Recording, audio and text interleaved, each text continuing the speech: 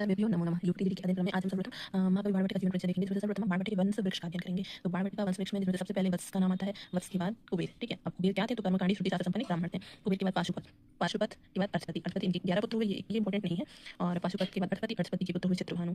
ठीक है, चित्रभानु जी के पुत्र थे बाणभट्ट। तो ये जो क्रम है ये पूछा जाता है। तो बाणभट्ट के पुत्र कौन थे? भूषण भट्ट, जिनका कहीं पे पुलिंद भट्ट या पुलिंद भट्ट उल्लेख भी आता है। तो ये हमारा ये क्रम लगाने के लिए पूछ देता है। ठीक है, और ये तो इंपॉर्टेंट है। ये बाणभट्ट के पिता चित्रभानु, चित्रभानु के पिता अर्थपति, ये तो मतलब मोस्ट इंपॉर्टेंट है। लेकिन ये वत्स, कुबेर, पाशुपत, अर्थपति, चित्रभानु और बाणभट्ट ये हमें क्रम सीरियल लगाने के लिए आ जाता है पेपर में। ठीक है, अब बाणभट्ट ने स्वयं हर्षचरितम की प्रथम 3 उच्छ्वासों तथा कादंबरी की प्रस्तावना के पद्यों में अपना परिचय दिया है। इन्होंने हर्षचरितम में अपना परिचय दिया है। इनका निवास कहाँ था? तो शोण नदी के पास प्रतिकूट नामक गांव में। ठीक है, और अगर उसको प्रतिकूट गांव जो है ये वर्तमान में किस नाम से जाना जाता है? तो शाहाबाद।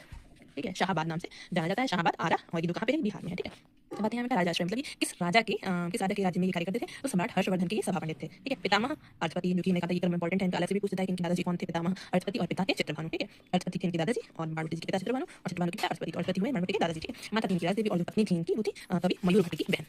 अब है पुत्र, तो पुत्र जो थे इनकी भूषण भट्ट और पुलिंद भट्ट, पुलिंद भट्ट थे जिसका अध्ययन भी किया है। बहन का नाम मालती था, ये इंपॉर्टेंट नहीं है। और बाण के 2 भाई थे, चित्रसेन और मित्रसेन, बहुत इंपॉर्टेंट तो नहीं है लेकिन इसको हमें मतलब पढ़ लेना चाहिए। और वंश ये इंपॉर्टेंट है, वत्सायन वत्स वंस्थान का। ठीक है, ब्राह्मण थे, उपासक थे ये सेव के। और इनकी रीति जो है बाणभट्ट की रीति कैसी है? पांचाली। मतलब अभी जो हमारे सिलेबस में लगा हुआ है उसमें से जो गद्य में है, जैसे कि केवल गद्य की बात करें तो सुधांशुदेव और शिवराज थे। ठीक है, ये दोनों ही ग्रंथ जो है हमारे को पांचाली रीति में है। ठीक है, तो और ये अगर देखा जाए ये वाले अवस्था में बाण की वाली तो नहीं। हाँ, लेकिन राजा हर्ष ने महानयनम भुजंगम कहा है। ठीक है, ये बहुत इंपॉर्टेंट है।